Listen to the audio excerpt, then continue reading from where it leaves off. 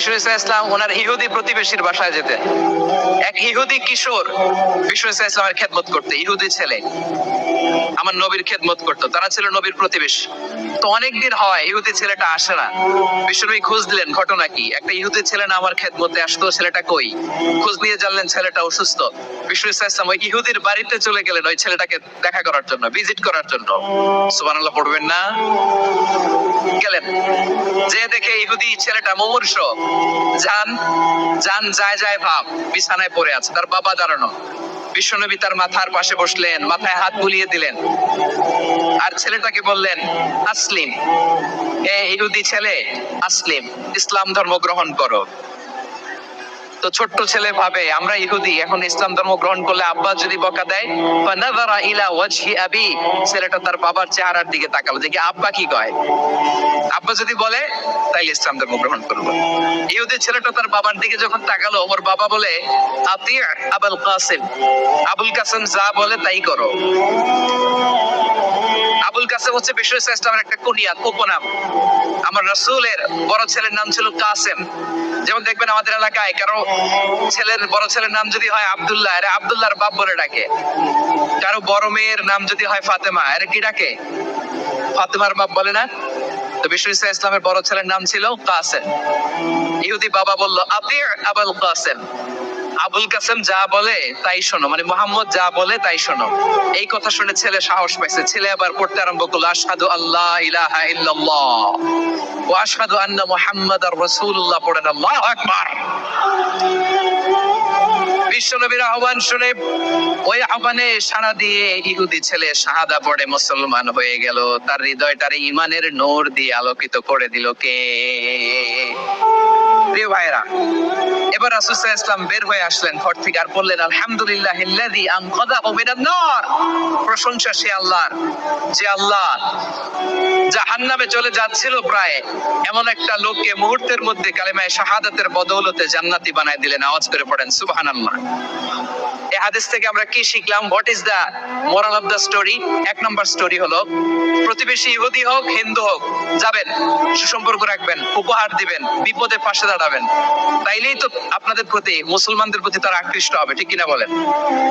আপনি যদি হিন্দুদের সাথে বৌদ্ধদের সাথে নাই মিশেন, নাস্তিকের কাছে নাই যান, তো ইসলামের সৌন্দর্যটা ওরা বুঝবে কেমনে?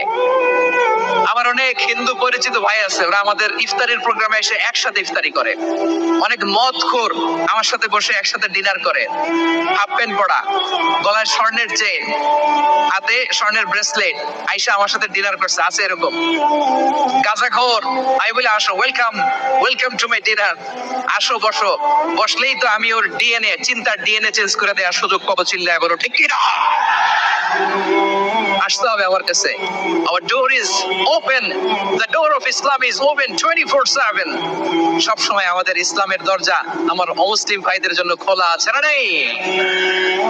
এই হাদিস থেকে দুইটা শিক্ষা। এক নম্বর শিক্ষা, প্রতিবেশী মুসলিম হোক অমুসলিম হোক, যান, অসুস্থ হলে একটু আপেল নিয়ে যান, আঙ্গুর নিয়ে যান, কমলা নিয়ে যান, তাদের সাথে ভালো আচরণ করেন। ইসলামের বিউটি দেখে, সৌন্দর্য দেখে অবাক হবে, নসিব ভালো হলে কোনোদিন কালিমা পড়ে মুসলমান হয়ে যাবে, ঠিক কিনা বলেন? তাহলে অমুসলিমের সাথে ভালো সম্পর্ক। বিশ্বনবী ইহুদির বাড়িতে গেলেন। এই হাদিস থেকে আমাদের শিক্ষা হলো, আমার প্রতিবেশী যেই ধর্মের হোক আমি সম্পর্ক রাখবো। অসুস্থ হলে যাবো, কি বলেন ভাইরা? যাবেন না? যাবেন না আপনারা? আচ্ছা, দুই নম্বর শিক্ষা হলো, বিষ্ণু ইসলামের খাদেম ছিল ইহুদি, এতদিন খেদমত করলো, একদিনও বিশ্বনবী ওরা কালিমার দাওয়াত দেয় নাই। কারণ কি? বিশ্বনবী একটা ভালো সময়ের অপেক্ষা করতেছিলেন, প্রপার টাইমিং। দাঈর কাজ হচ্ছে দাঈ ইলাল্লাহ, সে হচ্ছে সুযোগ সন্ধানী। দাঈ সুযোগ খোঁজে, কখন দাওয়াত দিলে ব্যাটে বলে হবে, ঝোপ খোঁজে কোপ মারে, ঠিক কিনা বলেন? বিষ্ণু ইসলাম ভালো সময়ের অপেক্ষা করতেছিলেন, দেখি ভালো সময় আসুক আসুক আসুক আসুক। আস্তে আস্তে এমন সময় আসছে, ছেলে এবার মুমূর্ষ। অসুস্থ ব্যক্তির হৃদয় অত্যন্ত নরম থাকে। হসপিটালে যখন কেউ যায় তার হৃদয়টা বড্ড নরম থাকে, মৃত্যুর ভয়ে তার অন্তরটা নরম থাকে, ঠিক কিনা বলেন? এই প্রপার টাইমিং এর অপেক্ষা করতেছিলেন। যখনই টাইমিং পেয়েছেন, দাওয়াত দিলেন, পড়ো লা ইলাহা ইল্লাল্লাহ, সুবহানাল্লাহ পড়েন সবাই। তাহলে ইসলাম অমুসলিম প্রতিবেশীর সাথে ভালো আচরণ করতে বলে। ইসলাম অমুসলিম মাতা পিতার সাথে ভালো আচরণ করতে বলে। মাতা পিতা যদি অমুসলিম হয় তাহলে ফেলে দিতে পারবেন? পারবেন? পারবেন? আমার লালমনির হাটের ভাইরা, অনেক হিন্দু ছেলে আমাদের হাতে শাহাদা পড়ে মুসলিম হয়, কিন্তু ওর মা মুসলমান হয় নাই, বাবাও হয় নাই। এরকম আছে না নাই? তো ও হয়েছে মুসলিম, মা বাপ হিন্দু, এখন মা বাপ কি বাদ? হ্যাঁ, মা বাপ বাদ দেয়া যাবে? যে মা আপনার 9 মাস 8 মাস পেটে ধারণ করলো, আপনার মায়ের নার ছেঁড়া তখন আপনি ওই মারে বাদ দিতে পারবেন?